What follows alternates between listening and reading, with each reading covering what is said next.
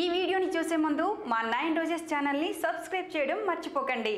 మరిన్ని latest updates కోసం పక్కనున్న గంట సింబల్ని క్లిక్ చేయండి. బాహుబలి సినిమా ఎంత పెద్ద హిట్ అయిందో మనందరికీ బాగా తెలుసు. అందులో శివగామి పాత్ర రమ్యకృష్ణ చేసి అందరినీ ఆకట్టుకుంది. అయితే ఈ శివగామి పాత్ర ముందు ఈ ఆఫర్ అతిలోక సుందరి శ్రీదేవిని వరించింది. అయితే ఈ ఆఫర్ని ఓకే చేయాలంటే తను కొన్ని కోట్ల రూపాయలు డిమాండ్ చేయడం, అంతేకాకుండా 10-15 ఫ్లైట్ టికెట్స్ బుక్ చేయమనడం, తను దిగిపోయే హోటల్లో వేరే ఇంకెవరూ ఉండకూడదని, టోటల్ హోటల్ తనకే కావాలని అడిగినట్టు శ్రీదేవి సమాచారం ఇచ్చిందట. అంత బడ్జెట్ పెట్టి శ్రీదేవిని ఈ మూవీలో పెట్టాల్సిన అవసరం లేదని ఆ స్థానంలో రమ్యకృష్ణని ఎంపిక చేయడం జరిగింది.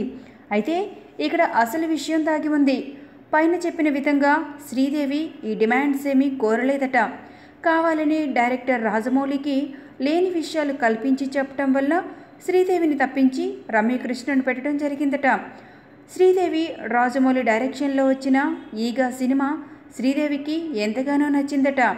రాజమౌళి ఇలానే ఇంకా ఎన్నో మంచి సినిమాలు చేయాలని శ్రీదేవి కోరుకుంటోంది.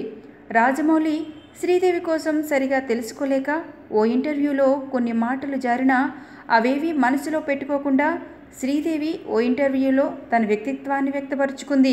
ఎంతైనా మన శ్రీదేవి అతిలోక సుందరి అనిపించుకుంది.